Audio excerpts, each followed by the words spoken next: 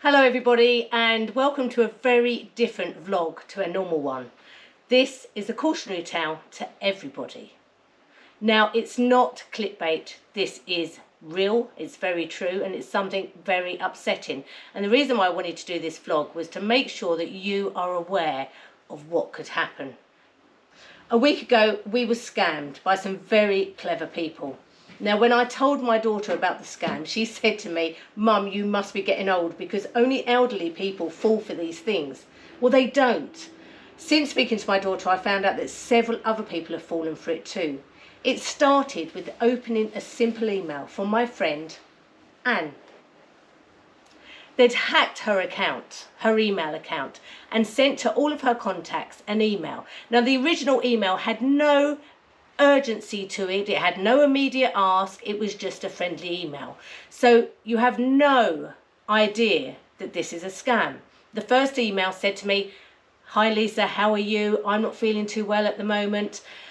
Can you email me back whenever possible? I've got something to ask you. I know how busy you are, blah, blah, blah."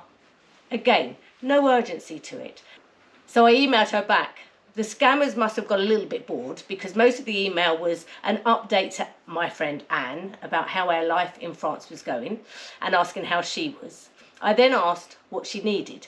Now, this wasn't unusual for me and Anne to converse over email.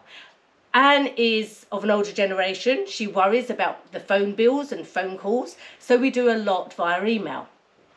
So it wasn't unusual. The scammers, Anne, then came back to me with a very nice email saying they're glad to hear from me and everything's going well, and then asked me if I would do them a favour, that she was trying to buy a gift card, an Amazon gift card, an Apple gift card for a friend for her birthday, and that she wasn't able to set it up with her bank details. Could I buy it for her, put the email address into her friend, and she would send me the money for it? Sounds simple, sounds very basic. And being as busy as I am, I got straight onto it while I had the time, and I did the Apple gift card. And the scammers sent me all the details for the person they wanted it sent to, the email address, and told me how much. It was €300. Now, part of my brain did think, it's a lot of money for a birthday present. However, who am I to judge somebody of what they pay for somebody's birthday, and how well does she know her? It might be her best friend, I don't know.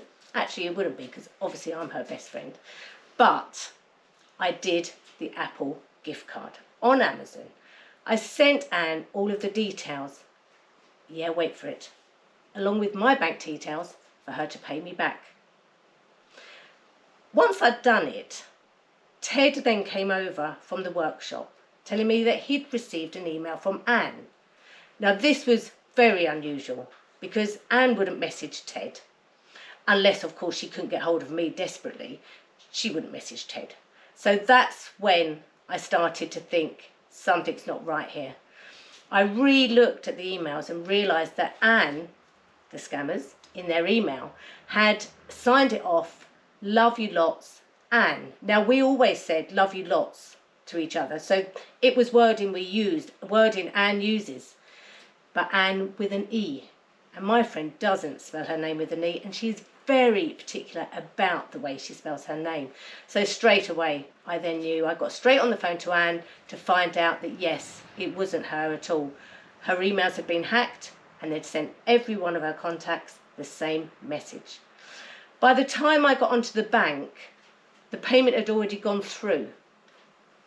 By the time I got onto Amazon, they had then accessed every single thing I could possibly imagine. I started to receive emails from everything, my Instagram, my Facebook, my Twitter, my PayPal, everything they was accessing. And the time it took me then to go on and cancel everything, reset up passwords, I had to cancel my bank accounts. We have not been able to receive the money back because I sent the details. I approved the transaction. So we now not only have lost the money, but lost time and effort into having to change everything that we possibly could change.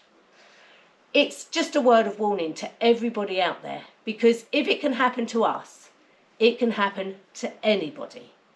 So please be very aware of anything that you open on your emails. Now, how they accessed Anne's email account was through a BT document.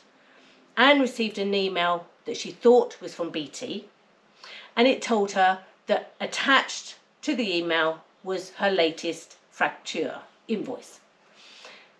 Anne obviously clicked on the PDF to open it, and suddenly it all started to happen. As simple as that. So please just be aware, everybody, that this scam is taking place. Lots of people have fallen for it. I just am amazed now that the wording within these emails was so compatible to how Anne would email me, how we would talk to each other. They are so clever, so clever. So please be aware of it. Stay safe, everybody. And yeah, I feel extremely stupid, extremely foolish.